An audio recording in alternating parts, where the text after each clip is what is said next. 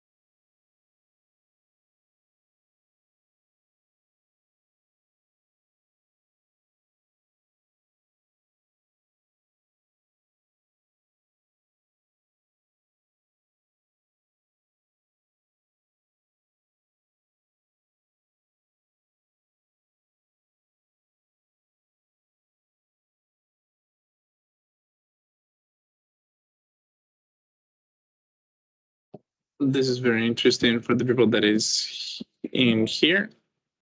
People all over the place are asking me if we have started because they can't see anything.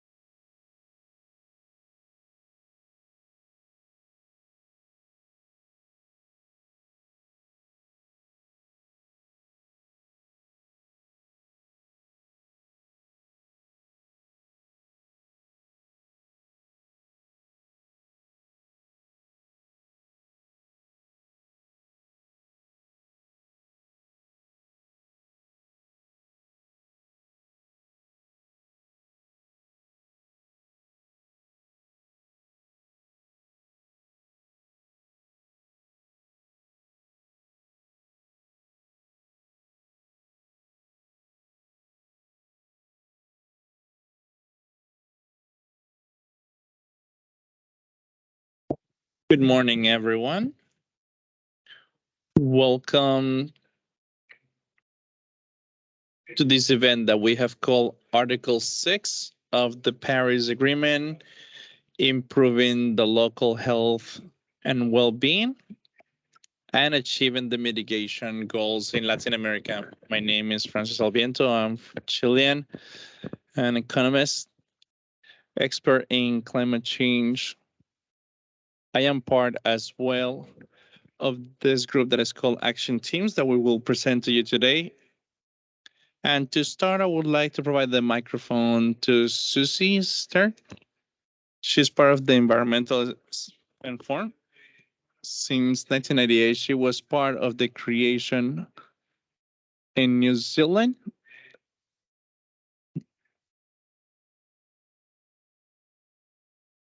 and senior member of the Motu in New Zealand. She graduated in Harvard in 1995 with a PhD in economics, and her center work is mostly on climate change, and she has managed big programs all over the world, like the creation of the World Bank in the ICAP about emission of carbon in practice.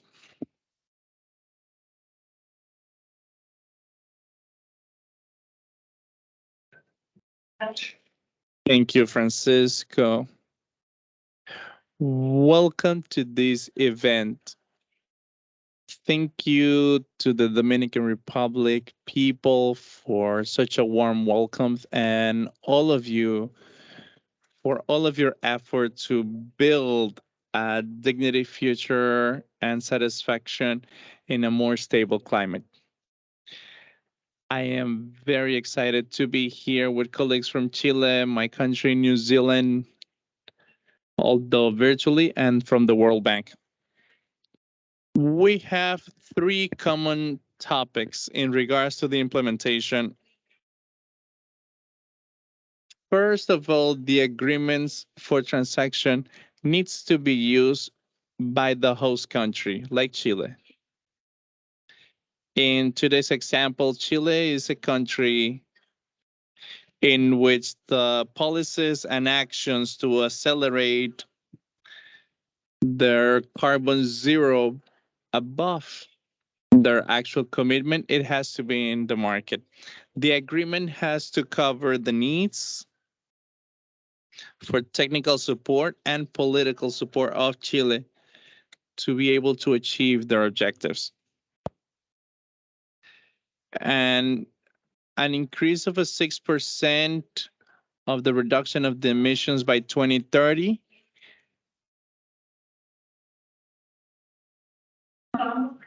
We are going to be on a network to reduce it to 1.5 degrees. It has to happen in countries that are already under development.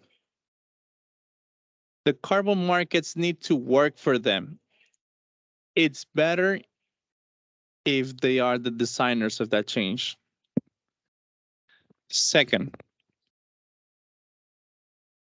transfer of article size have to be within, it has to be 1 million ton of credits that has been transferred by Article 6 has to reduce the global creation of the greenhouse effect by 1 million tons.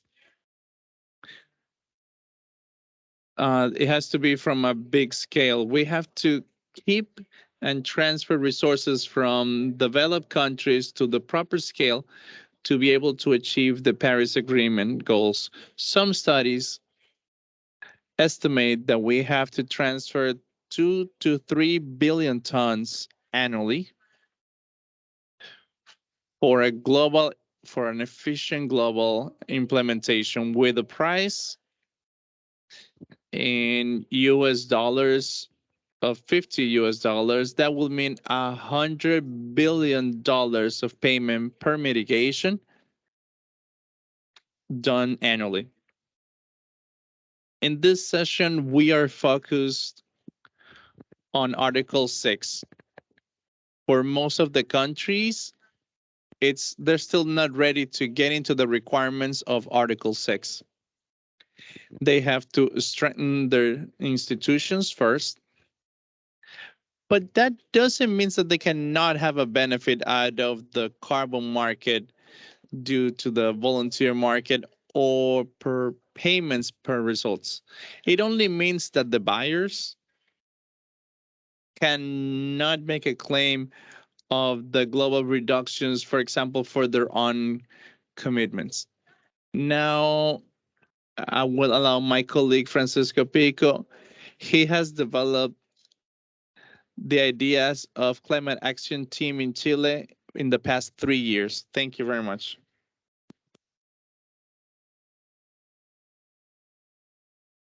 Thank you very much, Susie, for that introduction. I would like to complete what Susie mentioned in general. We know that the climate change is a huge problem, but we also should specify something. Climate change is not an environment issue. It has environmental consequences, but it's a political, economical, and ethical problem. It's political because you know that we have a world government that manages the world government. And that means that we have to position ourselves in the politics area and start negotiating.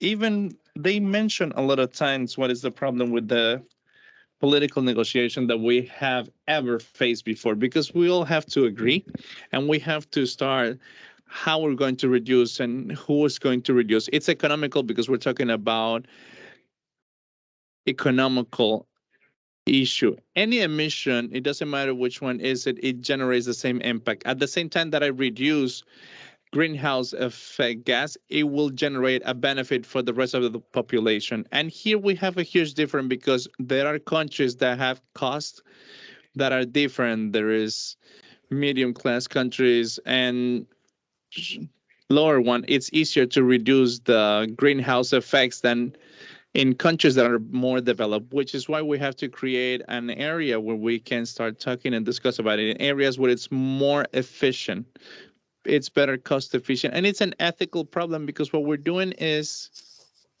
to continue generating greenhouse effect with a cost that will be higher for our kids and our grandkids, which actually places us in an generational conversation that as well put us in the area to be able to generate the quality of the life quality of the rest of the population. Now, if you could please help me with the slide. What the climate action team is trying to do is trying to place it and help us talk to try to have a lower cost, but that it has an infrastructure that is credible enough to allow us to say we are measuring in the proper way what are the greenhouse effects. And the host country, it's the place where these reductions are going to be created. The country that has lower costs, for example, we're talking about Chile, it could be a country like Colombia, Thailand, or India. And we have other countries that we call partner countries that has a higher cost because they're countries that are more developed and that they have such a high ambition to generate this type of conversation. We're talking about New Zealand, Canada, we're talking about Switzerland, we're talking about Singapore. That type of country that are looking for an alternative to be able to get to their commitment of the GNDC. I would like to talk in from the point of view of Chile that we have been talking about this for the past 3 years. We have been talking with the past two governments to see and start an exploration and to be able to inform the authorities if it is convenient or not. Why? Because what we're saying here is that it's not just to produce the greenhouse effect.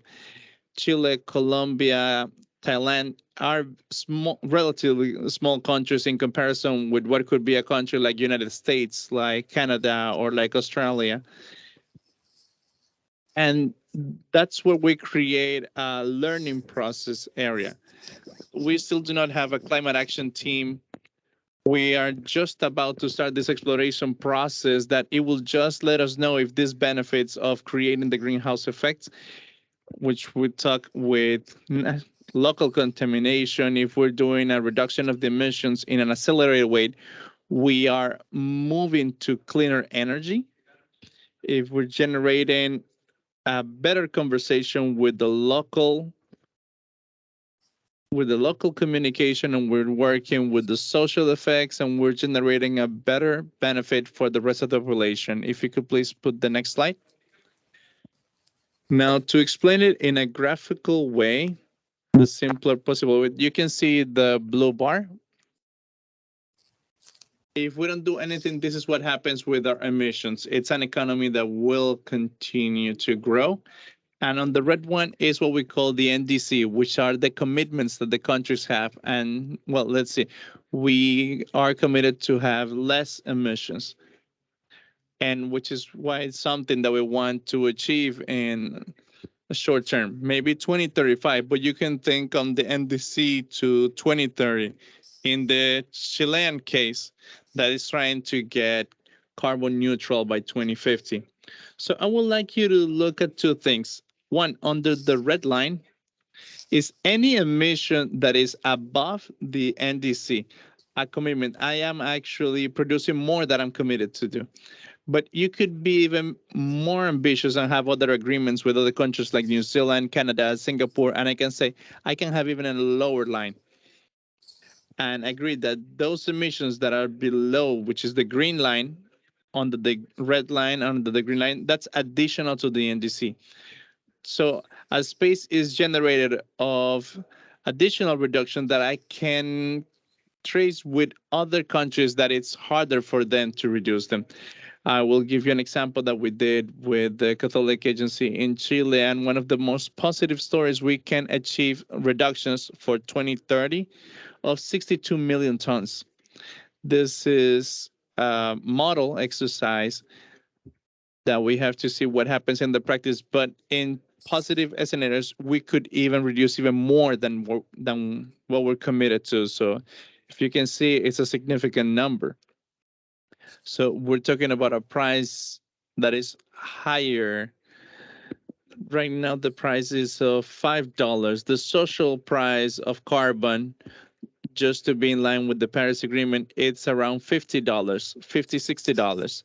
So we're talking about a price around those numbers. So there is room for us to talk and be more efficient. So this is for the introduction. I just wanted to let you know that we have split our conversation space in 3 topics. The first one has to do with the analysis and the strategy related to this. Now, I would like to first show you a video that has been shared by our New Zealand friends. They have the link so that we can listen to what our colleagues from New Zealand can tell us, specifically the commerce and exterior relationships.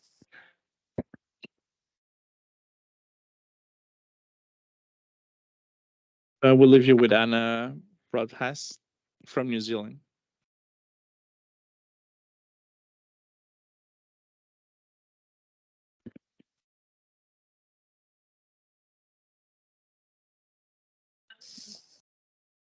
Foreign affairs and trade. My role includes developing New Zealand's partnerships for cooperation to reduce emissions in other countries, implementing Article 6 of the Paris Agreement. And naturally, I'm very interested in climate action teams and excited to be able to contribute to this event. Thank you very much to EDF for the invitation. For New Zealand, there are a number of drivers for cooperating with others to reduce emissions. The first, meeting our own international commitments. New Zealand's NDC was updated at the end of last year. Work is now underway implementing our plan to achieve the emission reductions we promised. Naturally, we'd like to move towards domestic decarbonisation as quickly as we can during this period. But we also need to ensure a just transition, pave the way for access to future technologies, and manage the impacts of what we know will be a very big change. This means we can't achieve all of the emission reductions required by our NDC at home. We will be working with partners. We've already made some decisions about the type of partnerships we want. Our ministers have said that cooperation that New Zealand enters into will maintain the highest standards of environmental integrity, will ensure sustainable development co-benefits for our partners, will protect human rights and the interests of Indigenous peoples.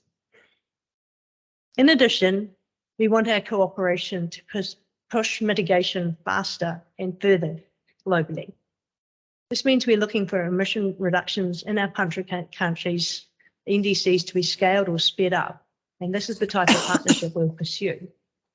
The third consideration is that Article 6 participation requirements, building robust inventories and data sets, and growing reporting capacity. These are important contributions New Zealand can make to supporting the durability of the Paris Agreement. This is important to us. When we look at climate action teams, they tick all of our boxes. In particular, they offer an opportunity to work directly with our partners to achieve the outcomes that we and they need.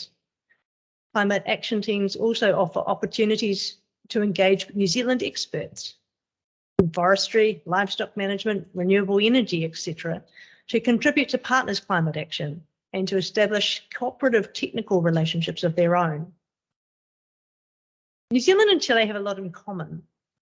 Our negotiators have worked together for decades, seeking an ambitious and effective multilateral response to climate change. We work together on the Article 6 rulebook, seeking to establish markets that lift ambition and have environmental integrity. What we got in Glasgow maybe was a bit imperfect, but like-minded countries like New Zealand and Chile can agree amongst ourselves to plug the gaps. So there are lots of reasons to be excited about the potential of climate action teams. New Zealand certainly is. Thank you. Bueno, dándoles las gracias a Ana, también me recordó algo muy importante. Climate Action Teams no solamente tiene que ver con una transacción en términos económicos, sino que también con un intercambio técnico. Y es cuando Ana empieza a mencionar esta experiencia que tiene Nueva Zelanda, por ejemplo, en el tema forestal, agrícola y ganadero, tiene mucho entonces países como el nuestro, como Chile, que ganar en este intercambio para aprender cómo podemos mejorar nuestra política pública, ambiental y climática en particular. Así que con las palabras de Ana quisiera invitar adelante a Susi, que ya presenté, y también quiero presentar a Lucas Belenki. Ah, Lucas es especialista en cambio climático de la Unidad de Economía y Finanzas del Carbono del Banco Mundial. Apoya el programa Climate Warehouse y los esfuerzos regionales de la fijación de los precios al carbono en el marco del PMIF. Y está además trabajando en la generación de resultados de mitigación en todas las actividades en las que está involucrado el Banco Mundial. Y antes de eso también fue consultor de grandes empresas y fondos de capital privado. Lucas además tiene un máster en Ingeniería Civil y Medio Ambiente. Lucas, te quiero invitar acá para que puedas hacer tu presentación. Y aquí, Joxan, te comento que es la presentación número 2.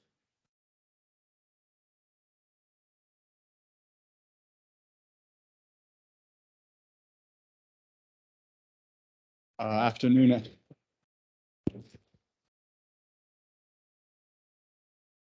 Thank you, Francisco. That's for Francisco.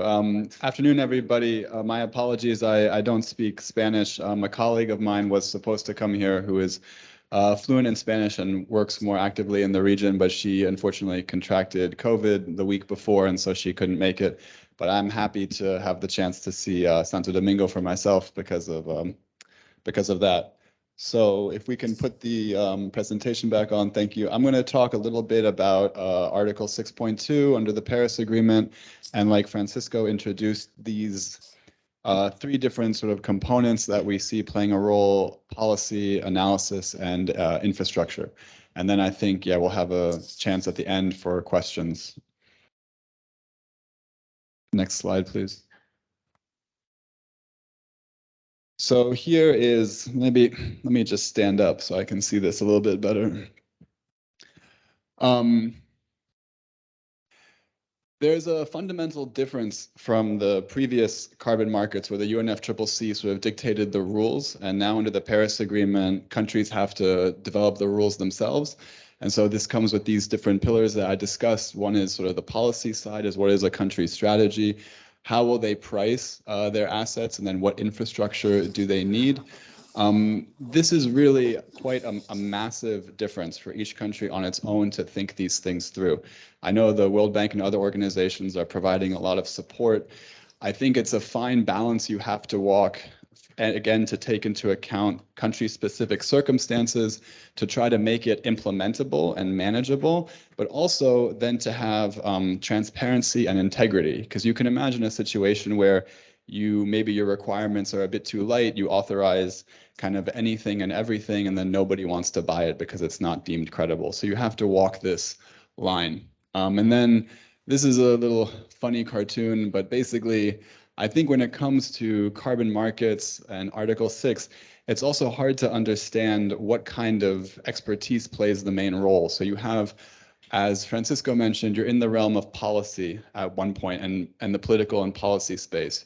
You're also dealing with financiers and economists. And one thing I'll add to that is now you're also dealing with technical people, especially in information technology, because the underlying infrastructure, mostly as far as registries and data management systems, is going to be very important. So it's very hard. You have to have the conversation with different people in different ways, and to get them to talk to each other and understand each other is another challenge to this already global challenging problem. Next slide, please. So this is a very simplified image of what generally a cooperative approach under the Paris Agreement looks like. The top part, the interaction between the seller and the buyer, is governed by the Paris Rule Book, but everything beneath that, the policy framework and what happens within the country, that's determined on a country-by-country basis. So this is where all all the uniqueness comes in and the hard work really goes into. The World Bank has developed a couple approach papers highlighting different aspects of this, sort of how to develop a policy framework, how to structure cooperative approaches. And I think there's another one coming out soon regarding how to price mitigation outcomes and internationally transferred mitigation outcomes that have a corresponding adjustment. Next slide, please.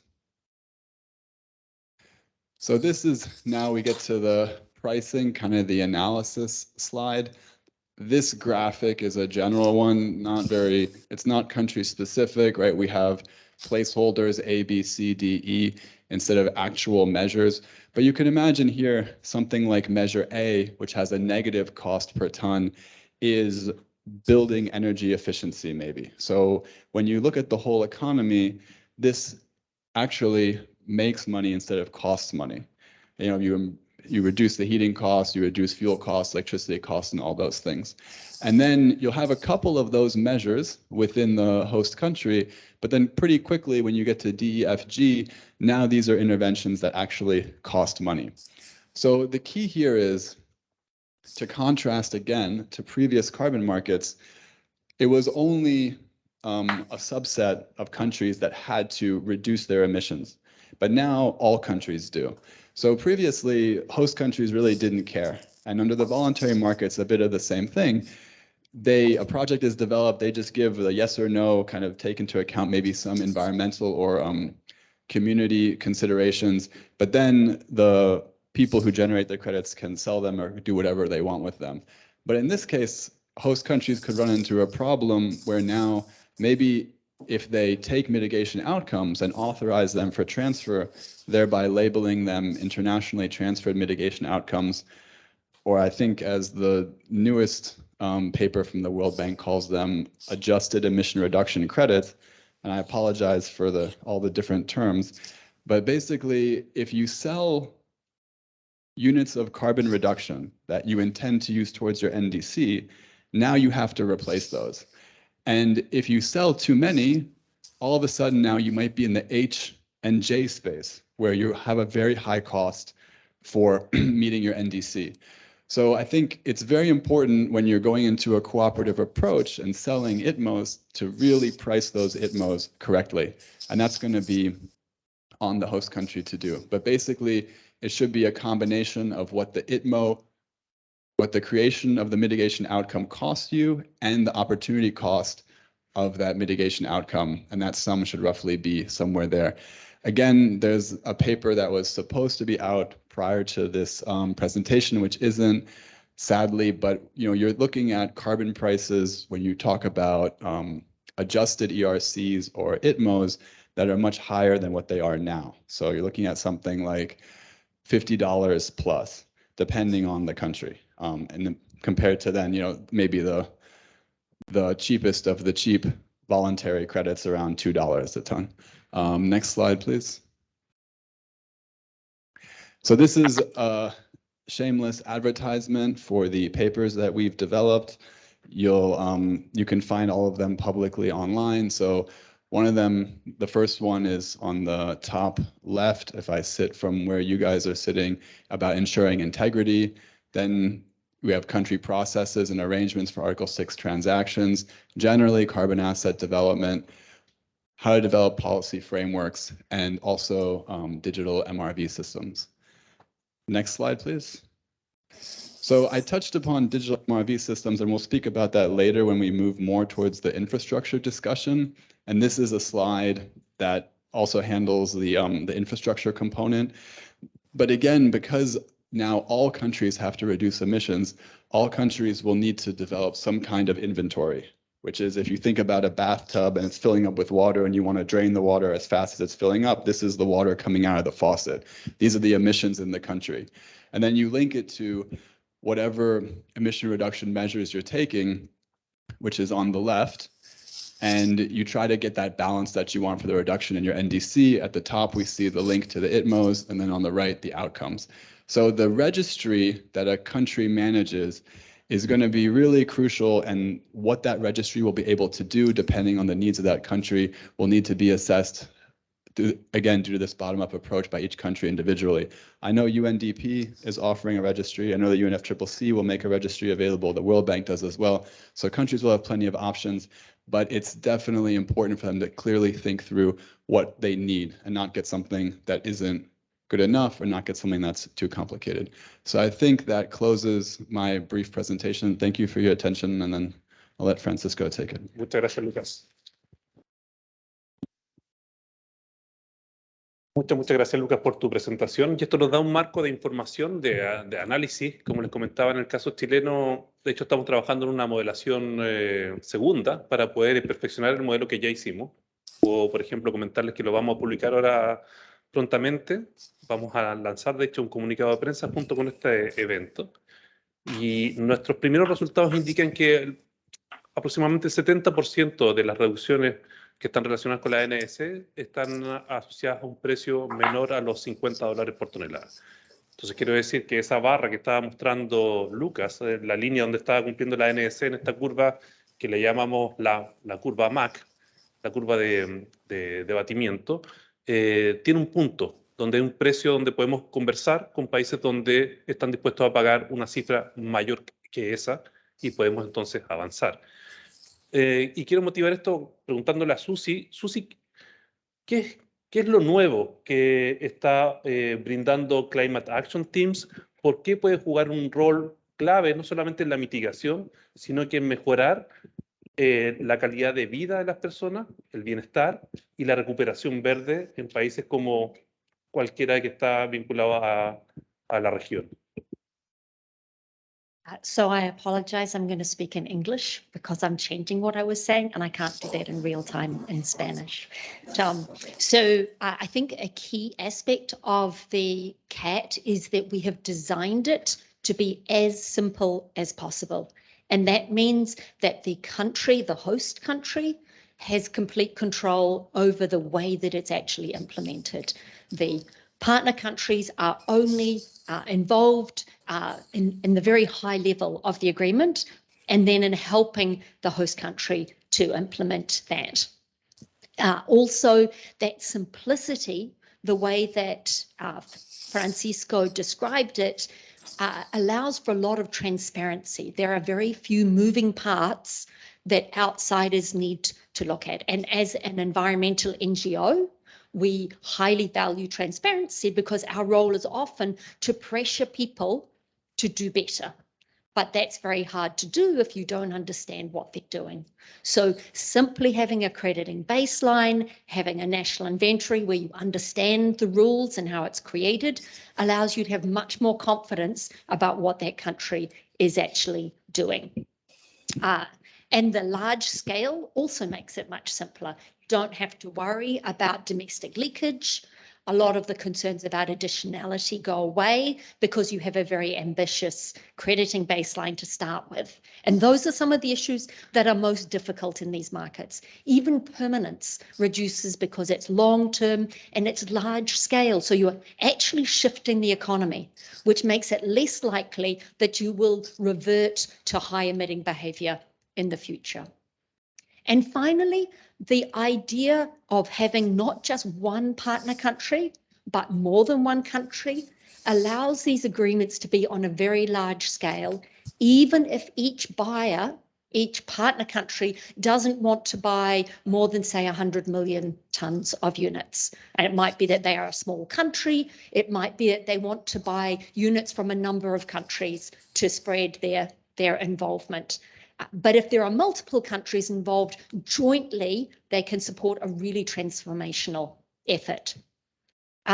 So just to give an idea of the scale, sort of following on what Francisco said, if the Climate Action Team or CAT were highly successful, Chile might transfer 64 million tons of mitigation outcomes. And that represents an increase in their emission reductions over the 2020s of about 50%. So if Chile can do this, by 2030, it will be in a really strong position to achieve its later net zero goal because it will have made some of the fundamental changes. So I'll stop there. Muchas gracias, Susi. Es interesante lo que menciona Susi respecto a esta potencial reducción más allá del compromiso de la ANS. Además, porque estamos pasando un momento particular que tiene que ver con la recuperación económica.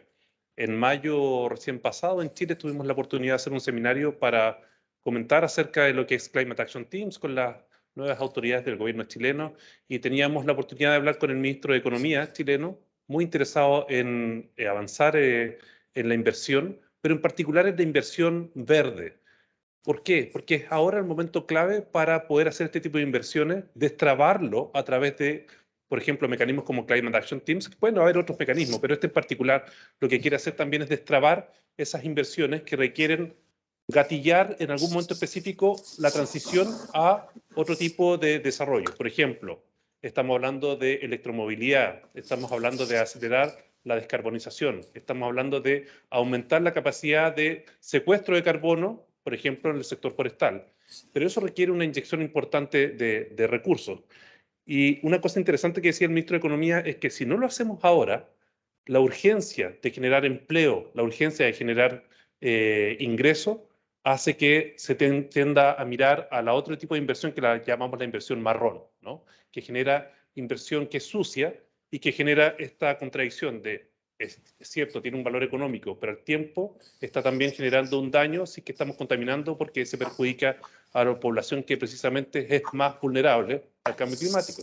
Estamos hablando de problemas de enfermedades cardiorrespiratorias por la contaminación local o estamos hablando de conflictos socioambientales. Antes de pasar a la segunda parte, me gustaría reforzar un par de cosas contigo, Lucas. ¿Tú estás con el traductor? Sí. Tú mostraste un poco la información a nivel global de qué es lo que necesitamos entender para poder avanzar un poco más allá.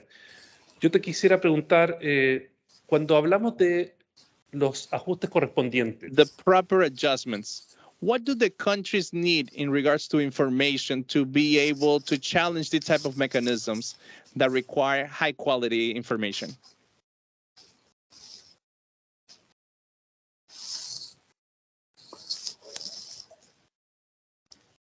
On the market in general, what are other people paying for these things? So that's maybe more outside of the country. Then within the country, there's a lot of requirements as far as the integrity of the emission reductions. Are these high quality? Are they real? Are they credible? And everything like that. Maybe on the first point, carbon markets usually, regrettably, have not had a lot of price transparency. I think there was a brief moment during the compliance market with the clean development mechanism where we had more or less kind of a spot price, but it didn't last that long. And it's really hard for planning purposes and for the private sector to work with, again, prices that are sort of negotiated for each deal individually. So price transparency would be very important.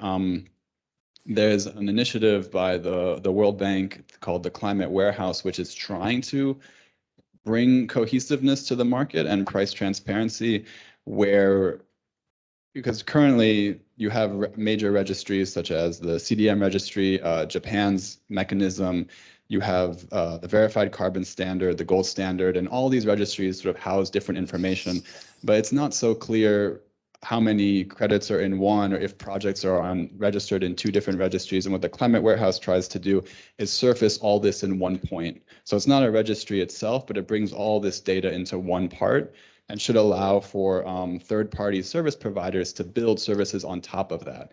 So then maybe they'll plug into the warehouse data and they'll run screening tools to try to identify if a project maybe is registered 2 times on one registry, another registry, if units are used multiple times or something like that. So there's the registries, they already have a lot of tools internally to make sure this doesn't happen. But I think when also now we introduce registries from national governments, it's just going to become more and more complex. So then the other component inside the country, yeah, it's about having good methodologies, good procedures to ensure that the emission reductions are credible, and that corresponding adjustment process is also, I guess, has high integrity, and buyer countries can trust it and are willing to pay a high price for that. Sorry if that was a long, rambling answer. No, pero perfecto. Muchas gracias, Lucas. Vamos a enriquecer un poco entonces la conversación Primero quiero presentar I would like to introduce a video. I would like to show you a video from the Chilean group. If you could please play the video. I would like, before we hit play, I would like to introduce Maria Teresa Gonzalez. She's a journalist from the university in Chile, and she has a lot of experience by government and conservation of natural habitats. Right now, she's general director of StarCraft in Chile, a renewable company from Norway. She's also the president of the Generators Association, and she's a director by Climate Action and the Hydroelectric NDC. So I will leave you with this video from Maria Teresa. We're almost confirmed that this is children and future generation, planet just as we know it today. In that context, we believe that to move and accelerate it is in the development of renewables and use of energy in transport and industry and the households is fundamental for a solution for the climate urgency we're living at now. But to move forward with the sense of urgency we have is key to have alliances between public and private sector. We want all stakeholders to be there. They are necessary for us to move forward at the speed that we require in this energy transition. So we believe that climate action teams CAT is a mechanism that precisely enables or helps the companies to move forward at the speed that we require in this climate urgency that we have. Let's go with Maria Teresa said this coordination that the private sector requires with the public. Like to also invite forward Maria. Jenny is a civil engineer, University of Santiago, in public policy and environmental center of the University of Columbia, New York. He was in charge of mitigation at the Climate Change Office and head of the Mitigation Department and Emissions Inventory. His participation in coordination of environmental commitments in Chile, as example, neutrality and the long-term climatic strategy. Is a expert consulting with the Framework Convention on Climate Change and a certified reviewer of national communication. And she is a national authority prophet and emissions director. So Jenny is the head of the Climate Change Division, the new division of Chile's ministry. And to enrich this conversation for what we received from Lucas, Susie, and Maria Teresa, I would like to ask you, Jenny, a bit of context. What is Chile doing today? Why is it interesting? And why is Article 6 interesting? One perspective that the Ministry of the Environment have for this kind of mechanism. Thank you for the invitation. For Chile, we have a long series related to, we were quite involved when we had the clean development. And we were the fourth producer of carbon credits in the world at some point. And this drive in the formal market on the Kyoto Protocol allowed for Chile to go fast with certain technologies, especially in the case for renewables. Obviously, we are amidst a different scenario right now, total different, because under the protocol, we didn't have bilingual. Now we do have bilingual because we have our demand. So the consideration that we need to have are plenty, much more specific, and besides, we need to be very mindful as far as the integrity and the accountability they could have in the projects. Chile has been very cautious in this transition between the clean democratic mechanism and Article number 6. We have plenty of projects that they wanted to go from that project directly to number 6. It is not something that we have solved totally. We see what we need to do, what kind of project we could do without neglecting environmental integrity. It's important to think that we have an ambitious NNS. Well, when it comes to think about projects that could expedite the reduction of emissions, we also think strategically that the countries has to look towards an ambitious that had to be met without any near conditions. We having thus our NS, having our NS. It was quite criticized from the presentation that we had a condition goal and we had a totally unconditional goal to reduce totally unconditional. And what does that mean?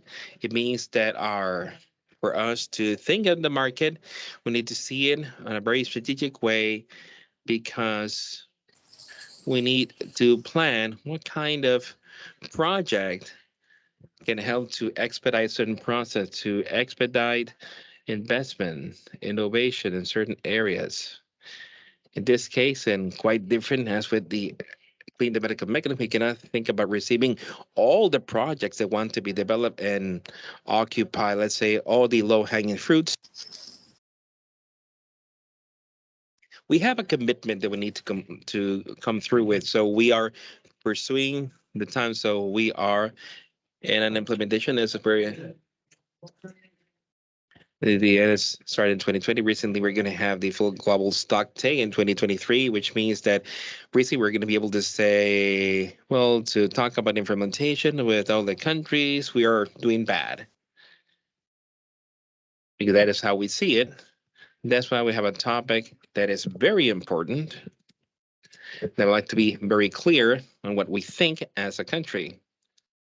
We think that the topic of market is very important, but it's not the only solution. It has to be a complement to public policy. We can't just trust in the market because we are very party and elaborating policy. We're very late on climate policy. Everyone has said that we can't just trust in the market space, but we can help each other. We can lean on the markets.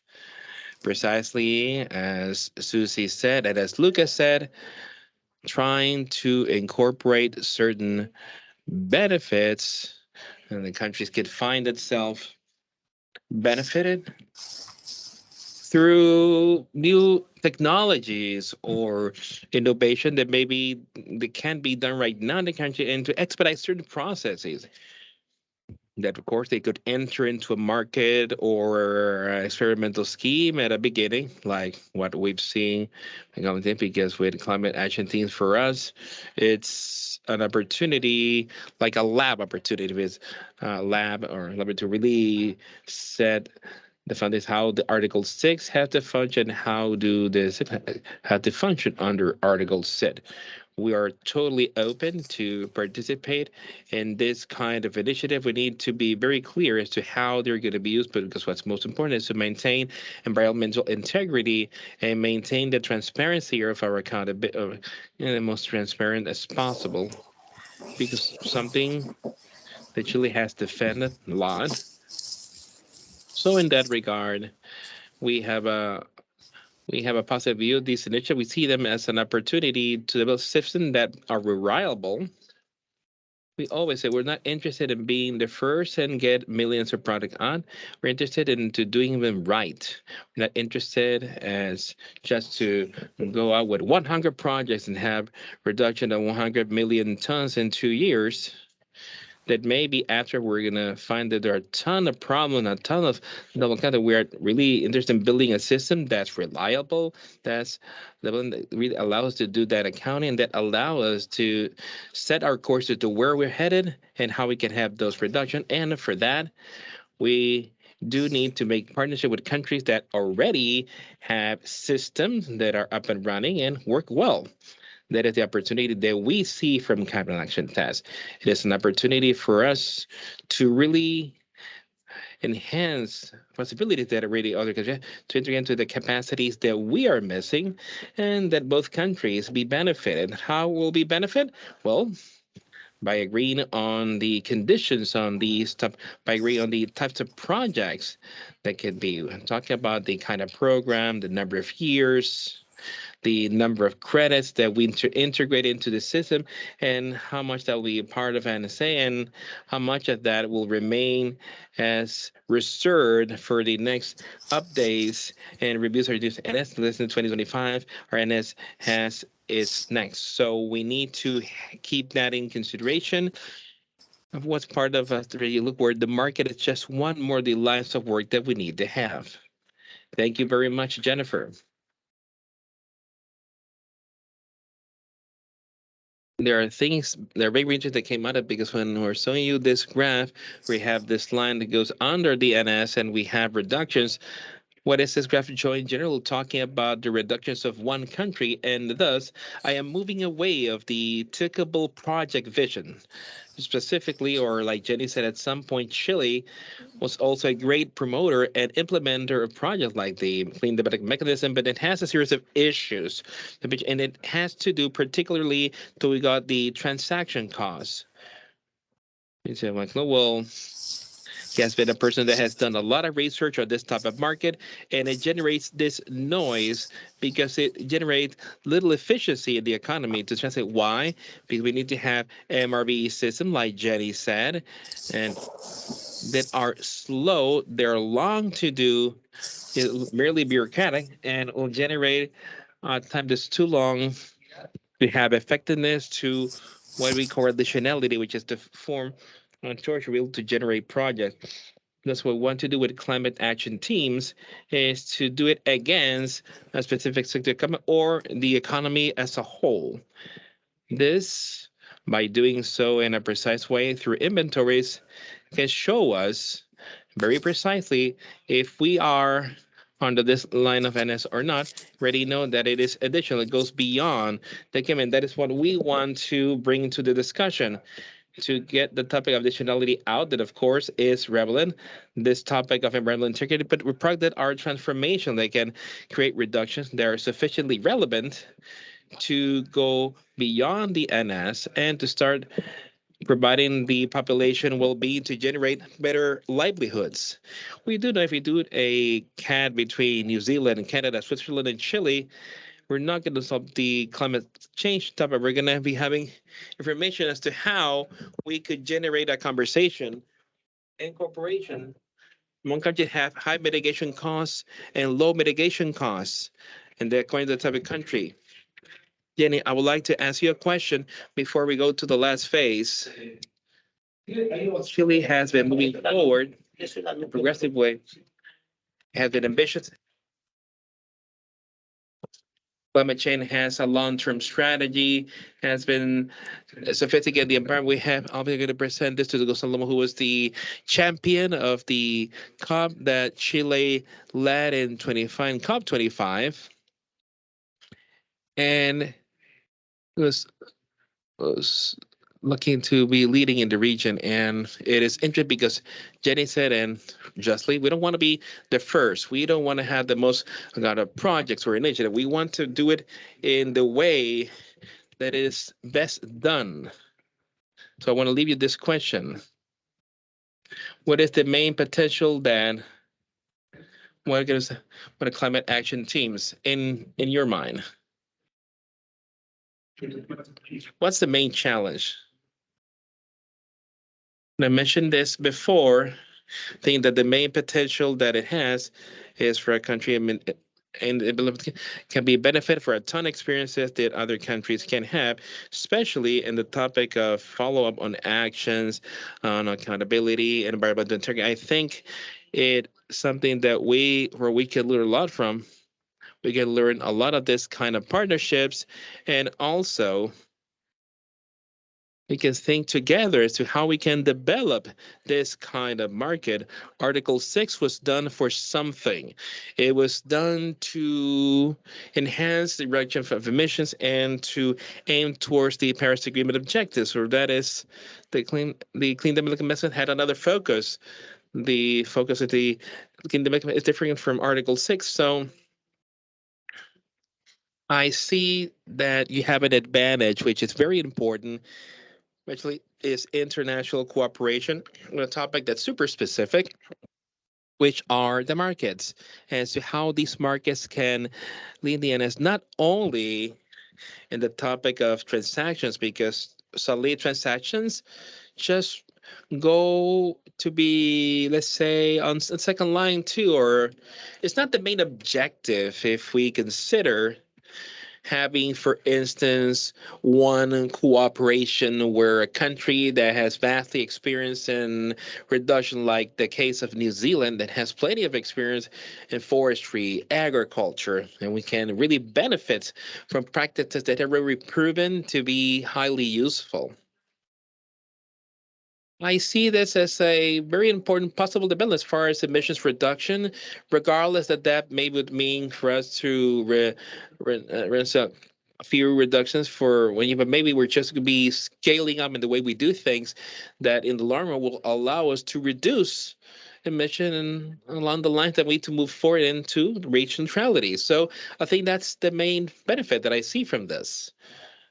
Difficulties, well, there are plenty. The main difficulty is, understanding. There is a mix of understanding. There are lots of people that still think with Article 6 chip. Many people ship on the additionality of Article 6, which is economic additionality. We're talking about another kind with regards to commitments to MDS. So we understand the concept and everything that's being said with Article 6 is complex, and to arrive the decision makers with a clear discourse, with benefits, and what time we're going to be doing. That's where I see the most difficulty. And for this, we also need to have the agreement very clear, everyone, and between sectors, so we can arrive to that message to the decision makers. Let's start, Jenny. In regards to this tech understanding here, we are thinking about a kind of agreement to arrive to that. It's required to understand the design of the contract that each party commits to, will be the financial flow, will be the price range that we're going to negotiate. What happens somebody is non-compliant? Those kind of, maybe we have the MRB, so we need to be agreement if we are doing well as to how we're measuring. Is it compared to other kinds of challenges versus for some kind of contract? We're gonna go to last part. I know that we're gonna leave it towards the end. I'd like to once again invite Lucas and want to be here with us. We're gonna talk about the infrastructure,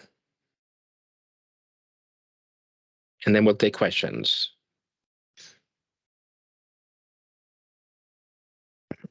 So Lucas.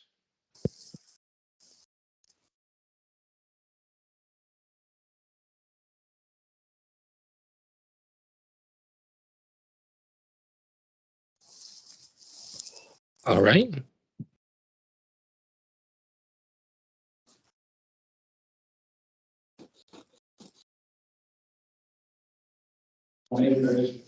Haré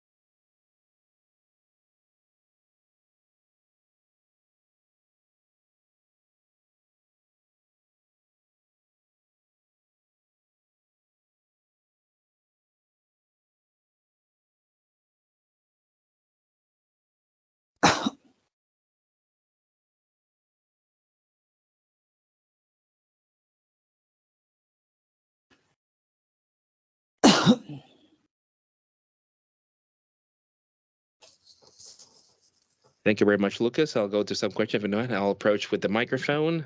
Somebody from the audience has any question to ask?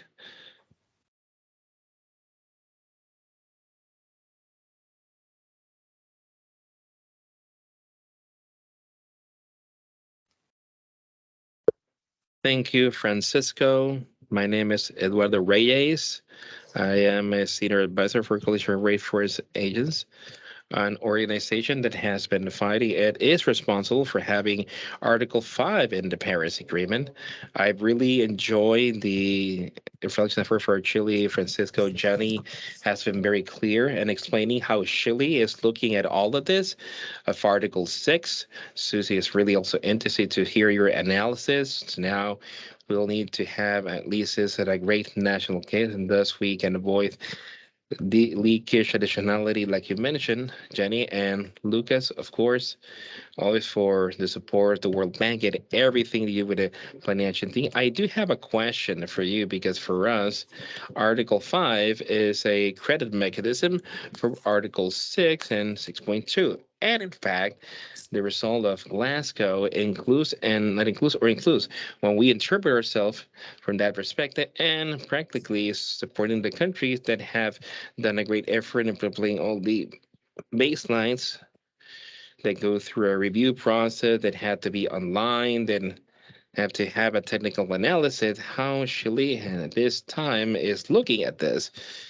Of course, that this is not a project by project analysis like you mentioned, which was served as an experience, of course, but now we are amidst the Paris Agreement, and we need to arrive to another point of view. And of course, we also have the great difficulty in many of our countries that our NDCs aren't that all clear because they are partly conditions, non-condition, and some are NDC have over 50 pages and they are it's difficult to do true follow-up. But how Chile sees Article 5 as an organization, if it's a credit mechanism like 6.4, they'll review all the existing methodologies to see what we're going to improve. And of course, as you well said, now we need to analyze project by project because we said IDCS, we apparently the standards, we have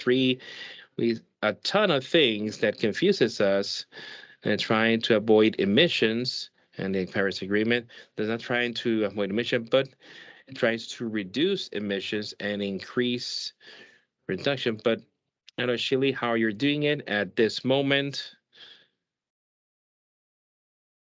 I'd like to see, I really like the reflection you've done. In we, as organization, we are looking at the same support.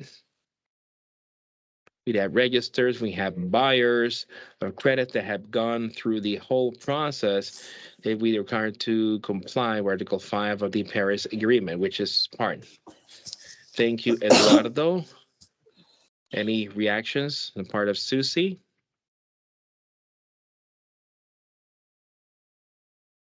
In the case of Chile, we see, for instance, in the NS, we are working separately from entity capture, so especially because plenty of uncertainty as to what's going to happen with the capture, the sequestration. So the related commitments, for instance, to the which are very difficult to maintain. We have the certainty about what happened with fires, and we've kept our NS separate from the emission from the sequestration because also we see for NS that has a cross-cutting components, which are actions or conventions that really help with mitigation and help with adaptation.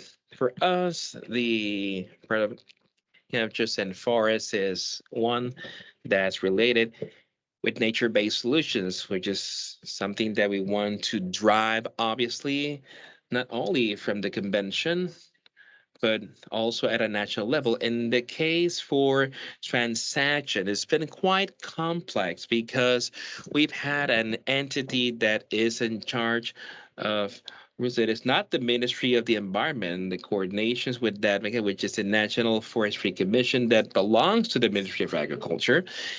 And they've been a bit slow because they're the ones who do the reference levels. They actively participate in the preparation of the greenhouse gas emissions inventory, but we don't have the what we need to do do any kind of accounting in the forestry area. It's something that we are still short on, that we can't say how we're going to be using the markets and forestry. Why? Because it's something that's still under discussion. In fact, Article 6 of the negotiation is not yet clear, and there are still some a bit complex discussions as to how RIPLA is going to come into Article 6. So for a country like ours, we are trying to have certain clarity for discussion before we define our thing. In any case, the framework law for climate change, which is the law that we published 3 weeks ago, says something that's just very clear. Within a year, we need to have a regulation that allows to explain how any kind of compensation will function inside the country, and it has to be linked with the international network compensation system under number 6. So it's a job that we're recently starting, and we hope to have definitions in the next few days. Thank you very much, Jenny, Susie. Yeah. On the REDD issue, and that's a complex one. We are working with Colombia in a separate project, and also with many other countries through the LEAF coalition. But in Colombia, we're looking at how you can integrate REDD jurisdictional projects with both domestic policy, but also with Article 6. And there is an enormous advantage that there are reference levels that have been developed already, and there's some of the infrastructure that can be built upon. I think another part of the question is that we've spent years developing project methodologies, and we don't have an accepted methodology for an Article 6 trade that is a CAT trade that is at an economy-wide level. We don't have to have a particular, legally, we don't need to have an accepted methodology. It needs to be agreed among the countries who are participating, but it's also critical that other countries accept that this is valid and that this has high quality.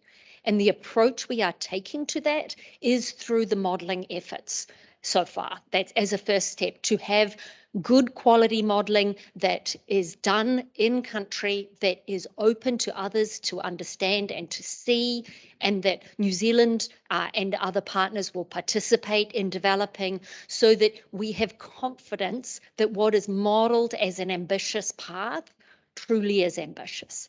And the same for the inventory, having the other countries looking at a transparent, visible inventory so they have confidence that it does really reflect the emissions of the country. So between those two, that covers most of the methodology that is needed to convince the world that these are additional real and long-term reductions. Gracias, Susi. Voy a tomar otra pregunta por acá. Muchísimas gracias a los panelistas. Yo soy Claudia Octaviano del INEC en México y me da mucho gusto escuchar la conversación. Mi pregunta es para Jenny, primero en los temas de regulación en Chile. Me gustaría saber, Jenny, cómo están viendo el tema de los mercados voluntarios, que se están moviendo muy rápidamente, y cómo consideran que se podría vincular la regulación con lo que aplica hacia la convención. Y para los tres, hemos escuchado muchas propuestas sobre los temas de metodología y de seguimiento de las emisiones, pero yo quisiera tener alguna reacción de ustedes del costo que esto puede tener. Por supuesto, la opción está muy tecnificada, ¿no? Pero al final del día, ¿qué costo tiene para los países? Y en el largo plazo, ¿cómo visualizan que esto pueda ser? El Banco Mundial está propio del warehouse, etcétera, pero al final del día, ¿quién va a pagar por esto? Y qué porcentaje o qué costo de transacción también tiene, al final de cuentas, en las transacciones del mercado de carbón. Muchas gracias, Claudia. Bueno, comenzamos con Jenny. Sí. Con respecto al tema de la regulación y los mercados voluntarios y eso, les comentaba que estamos partiendo con un proceso regulatorio ahora porque la ley nos exige tener varios reglamentos. De hecho, tenemos que sacar 18 reglamentos de la ley en un año. así que estamos un poquito colapsados. Parte de esos reglamentos, hay uno que se refiere a certificación voluntaria, a un sistema de certificación voluntaria. Eso está muy ligado con nuestros sistemas de compensaciones internos. Nosotros en este momento tenemos 2 líneas de trabajo en compensaciones en Chile. Una que es a través del impuesto verde, que permite a aquellas fuentes que son gravadas por el impuesto poder compensar ese valor del impuesto a través de créditos de carbón. Y eso está también en materia, se está elaborando el reglamento para el funcionamiento del impuesto, de la compensación del impuesto. Y por otro lado, estamos con lo que salió en la Ley Marco de Cambio Climático, que está más enfocado a tener un sistema doméstico de transacciones. Entonces, existe este sistema de certificación voluntaria, que nosotros ya tenemos algo parecido a través de un programa que se llama Programa Huella Chile, que es un programa que partió siendo o incentivando la gestión de la huella de carbono en organizaciones, pero que ha ido creciendo en el tiempo y ha ido incluyendo ciertos atributos como reducción, como proyectos de reducción de emisiones, incluso como gestión a nivel territorial. Entonces, todos esos elementos van a tener que ser considerados en este nuevo reglamento de compensación. Y ese reglamento de compensación va a tener que vincularse a la vez con el reglamento del impuesto, porque las metodologías y la contabilidad tienen que ser la misma. O sea, no hay metodologías específicas, por ejemplo, para reducir un proyecto de energía renovable para un impuesto versus uno para un mercado. O sea, se calcula de la misma forma. Así que desde la parte de la contabilidad tiene que ser un sistema común.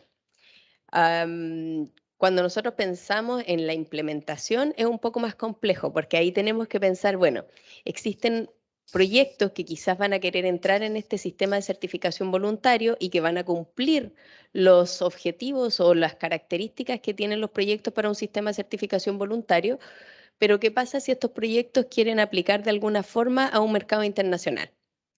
¿Cómo pasan esos proyectos desde utilizar, por ejemplo, metodologías del mercado voluntario o de cumplir los requisitos del mercado voluntario que no necesariamente pasan, por ejemplo, por una junta directiva, no pasan por todas las etapas de validación de un proyecto internacional? ¿Cómo se convierte en eso en un proyecto que sí se pueda, por ejemplo, vender internacionalmente? Todos esos aspectos son cosas que deberíamos nosotros tratar de visualizar en este reglamento que tenemos que desarrollar en un año. Así que, pero es parte de las cosas y de las inquietudes que nosotros estamos viendo con toda la división jurídica del Ministerio de Medio Ambiente y apoyándonos también, obviamente, con los otros servicios, el Servicio de Evaluación Ambiental, por ejemplo, la Superintendencia de Medio Ambiente, que también trabajan con nosotros en estos sistemas de compensaciones. Muchas gracias, Jenny. Quisiera pasarle a Lucas la pregunta relacionada con los sistemas, porque lo que dice Claudia es muy potente.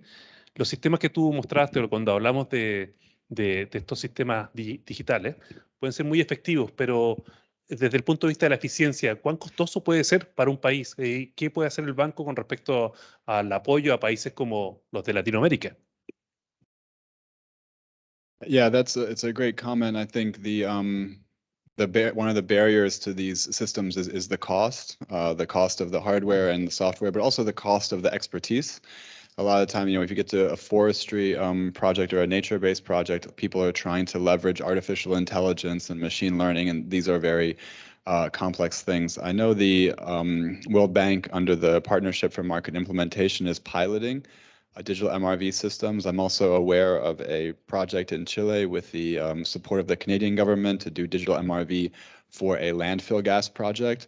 So I think hopefully as these systems become more widespread, the cost will also come down. There are private companies offering these services. I think there's also a lot of venture capital going into companies that do this kind of work. Silvera is an example. I think they spoke here at this event. They do mostly rating systems, but cost is definitely going to be an issue, and also expertise. And I think the World Bank and other donor organizations are trying to support that. But yeah, it's always going to be a barrier initially. Yeah, I think the cost is a huge issue, and it's one of the motivating forces behind a climate action team. So there is quite a lot of cost to setting one up at the beginning. It will take time, it will take expertise. We need to build trust and create a solid agreement. That cost needs to be shared between the partners and host, and with support maybe from people like the World Bank or OECD to help set that up in the first place. But if you can then transact tens of millions of tons, then that cost is spread over very large scale of reductions. And the other big costs are of creating a crediting baseline that is really credible. But that is something that the country needs to do anyway. If a country is going to implement a transformational program of reducing emissions, it needs to have good modeling about what the opportunities are, where they are, etc. So that is something that the countries need to be developing anyway. It's not an extra cost. And similarly with the national inventory, we need national inventories for the enhanced transparency mechanism. Countries need to have the good data to understand what they're doing and how they're progressing. So although those are real costs, they're not extra costs associated with an agreement like this. Muchas gracias, Susi. Ya tenemos pocos minutos, nos queda 5 minutos para cerrar. Discúlpenos, pero no vamos a alcanzar a tomar más preguntas. Ya tenemos que cerrar. Quisiera agradecer que este evento se realizó gracias a el apoyo del Gobierno de Chile, representado por el Ministerio del Medio Ambiente, gracias también al Banco Mundial y gracias también a Environmental Defense Fund. Y finalmente, quisiera en estos últimos minutos darle la palabra a Gonzalo Muñoz.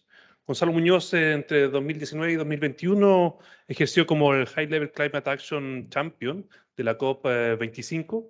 Actualmente Gonzalo preside el Consejo Asesor del Climate Champion Teams en la ONU y cofundó Triciclos, Polcura, Manuía y Sistema B, y es miembro del directorio del Global Food Banking Network. Gonzalo, un gusto. Gonzalo también es compatriota nuestro, así que es un gusto tenerte aquí, Gonzalo. Yo creo que te estás informando de Climate Action Teams, así que nos gustaría tus últimas reflexiones respecto a esto.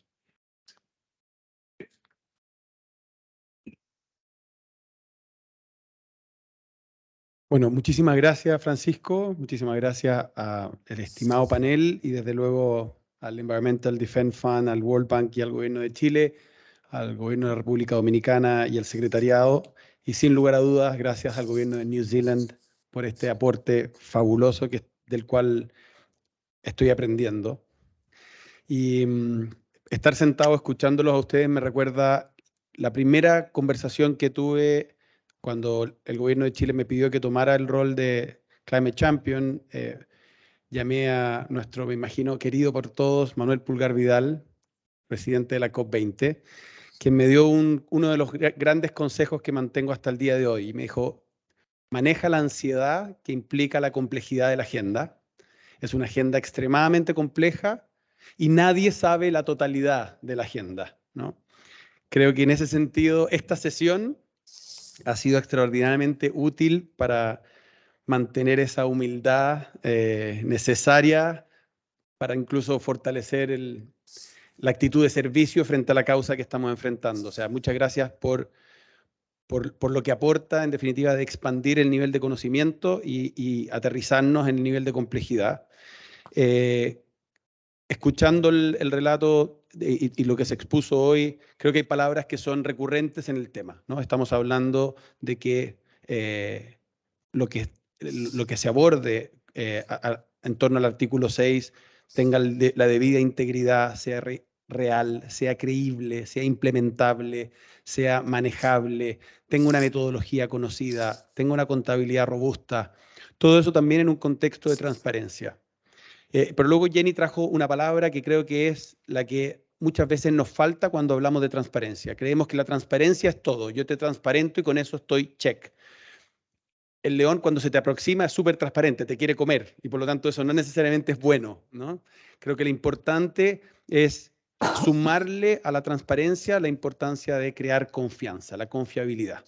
Y la confiabilidad se logra cuando tú le sumas a la transparencia los componentes de tu buena intención y la capacidad probada. La confianza no solo se genera con transparencia, transparencia más la buena intención y más la capacidad probada. Y en ese sentido, les reconozco que en esa intención, en esa capacidad probada, en lo que estamos queriendo construir, el artículo 6, cuando me toca hablarlo con el mundo de los actores no estatales, con las empresas, con los gobiernos subnacionales, es como el Horcrux de Harry Potter. No sé si algunos conocen a Harry Potter, ¿no? Pero es este concepto como desconocido, absolutamente aspiracional y que lo va a resolver todo. Cuando junte los Horcrux, todo se va a resolver. Pero es un poco así, ¿no? Y hay mucha expectativa también desde los actores no estatales. ¿Cómo vamos a ser partícipes? Se cerró el libro de reglas y ok, está todo. ¿Qué tengo que hacer mañana? La salida de Glasgow implicó un enorme entusiasmo de los actores no estatales de ser parte de este virtuosismo sin entender nada. De nuevo, como los Horcrux, no sé ni dónde están, no sé ni cómo son, pero quiero ser parte de esto.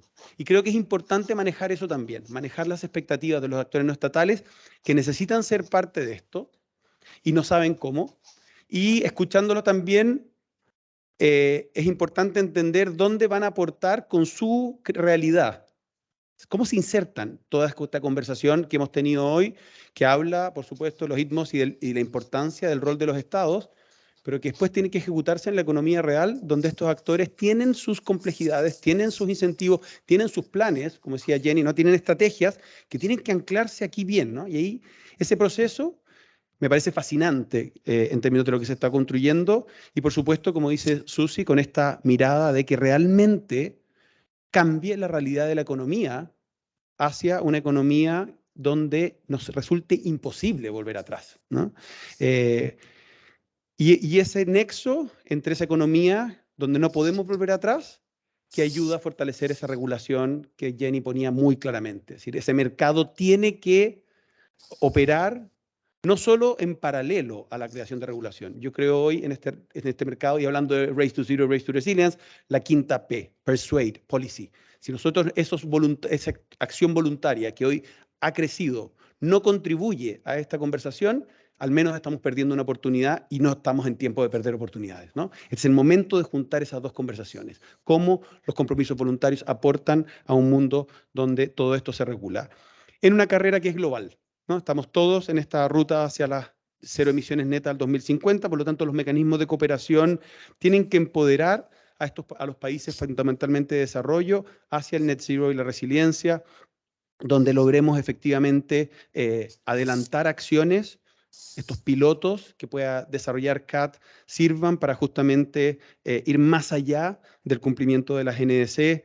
En ese sentido, me imagino, ¿no es cierto?, proyectos como los que estamos viendo surgir sobre el hidrógeno verde o las soluciones basadas en la naturaleza, que pueden ir más allá de lo que está ocurriendo en base al mercado, ¿no? Entendí perfectamente la necesidad de avanzar con eso que decía Jenny. O sea, ¿cuáles son esos proyectos ideales que nos permiten avanzar más allá de lo que hoy parece naturalmente posible?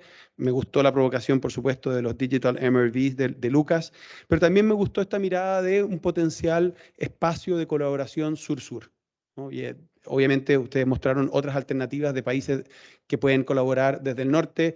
Me fascina la idea de un Chile, New Zealand, ¿no? Donde creo que además hay espacio para crear colaboración que va más allá de lo climático. Son países, o sea, para Chile el ejemplo de Nueva Zelanda en cómo se ha relacionado en su desarrollo con la naturaleza, con los pueblos indígenas, tiene un potencial que va más allá de lo climático.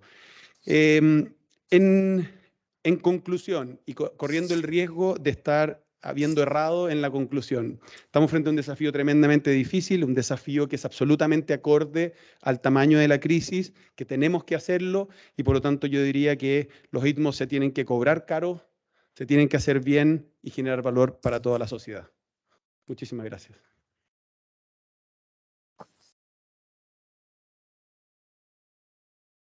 Muchas gracias, Gonzalo. Y bueno, cerramos. Que tengan buena tarde. Muchas gracias por acompañarnos.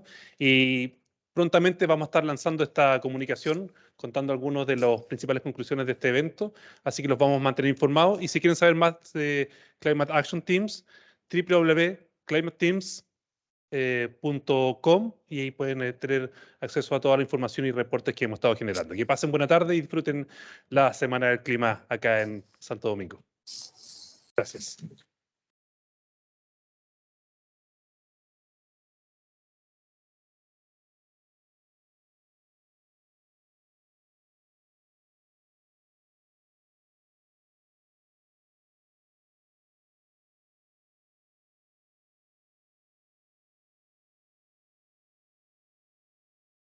Trabajo con CEO y Quincy.